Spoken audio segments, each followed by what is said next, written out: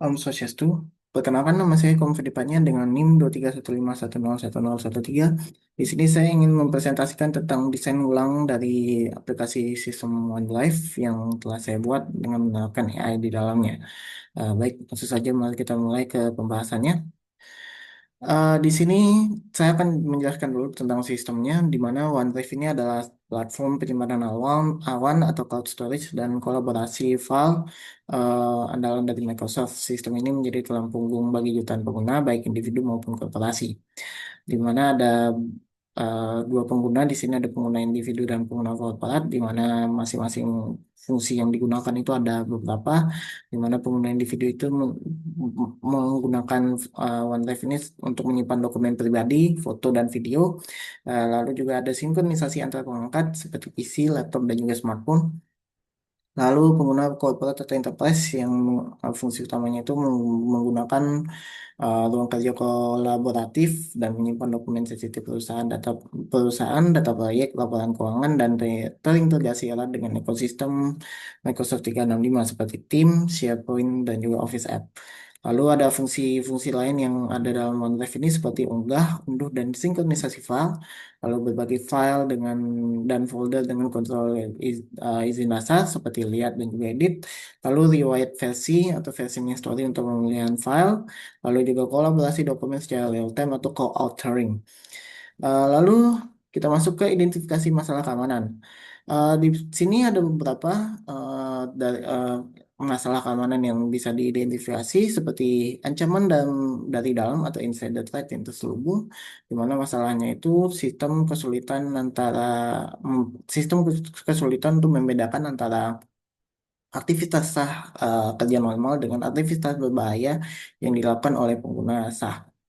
Lalu untuk serangan ransomware generasi terbaru, ada masalahnya itu adalah ransomware yang menginfeksi PC, pengguna akan mengenkripsi file di folder OneDrive lokal. Klien akan mensinkronisasi kemudian dengan patuh mengunggah file terenkripsi ini ke cloud dan menyimpan file yang bersih.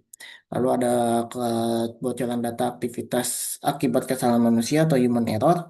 Di mana di sini masalahnya itu adalah kontrol akses yang tidak mempertimbangkan konteks atau sensitivitas konten file.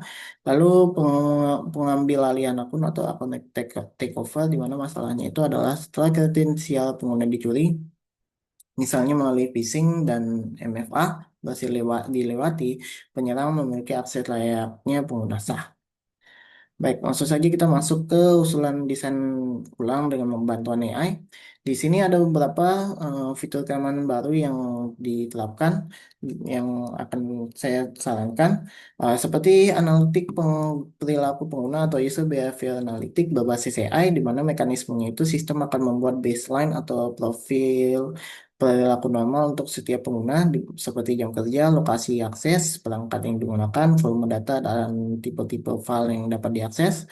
Lalu ada deteksi ransomware proaktif, di mana mekanismenya itu adalah memantau modifikasi file secara mendalam, bukan hanya nama file atau hash. Lalu klasifikasi data sensitif otomatis, di mana mekanismenya itu semua file yang diunggah akan dipindai kontennya untuk pelabelan otomatis. Lalu risiko adaptif atau adaptive risk scoring, di mana mekanismenya itu akan menggabungkan semua sinyal di atas menjadi satu skor dinamis untuk setiap sesi dan tindakan.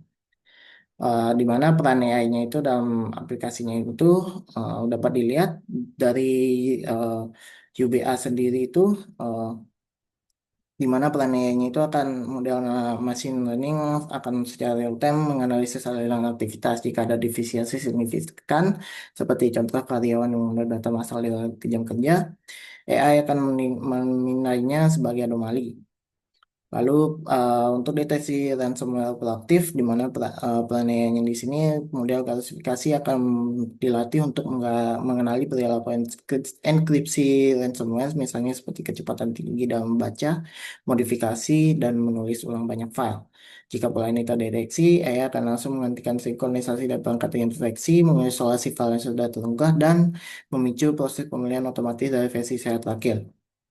Lalu untuk klasifikasi data sensitif otomatis, di sini peran AI-nya itu eh, seperti model language processing atau NLP akan mengidentifikasi data sensitif seperti nomor NIK dan kartu kredit, informasi rahasia dagang atau kekayaan intelektual lainnya, dan menerapkan label seperti public, internal, confidential, atau strictly confidential. Contohnya itu seperti jika pengguna mencoba membagikan file berlabel strictly confidential dengan tautan publik, akan memblokir aksi tersebut dan memberikan edukasi singkat tentang kebijakan keamanan perusahaan. Lalu untuk adaptive risk scoring di sini plan AI-nya itu bertindak sebagai mesin penilai pusat mengakses satu file konfidensial dari jaringan kantor adalah risiko rendah mengunduh 50 file konfidensial pada jam 3 pagi dan negara yang belum pernah diakses sebelumnya ada risiko tinggi yang dapat memicu penguncian akun sementara secara otomatis. Lalu ada pun beberapa manfaat utama dan juga tantangan implementasinya. Di sini beberapa manfaat utamanya itu seperti keamanan proaktif dan juga mengurangi alert fatigue. Lalu ada sistem adaptif dan juga mendukung prinsip zero trust. Lalu untuk tantangan implementasinya itu seperti akurasi model atau false positif, lalu kebutuhan data latih dan juga privasi pengguna dan juga biaya komputasi. Baik,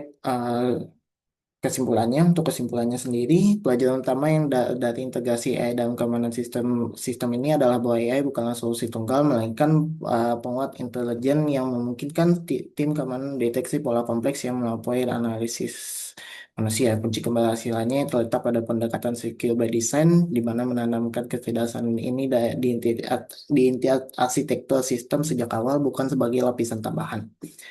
Baik, demikian presentasi dari saya tentang penerapan AI pada aplikasi OneDrive. Sekian, terima kasih. Om Santi, Santi, Santi.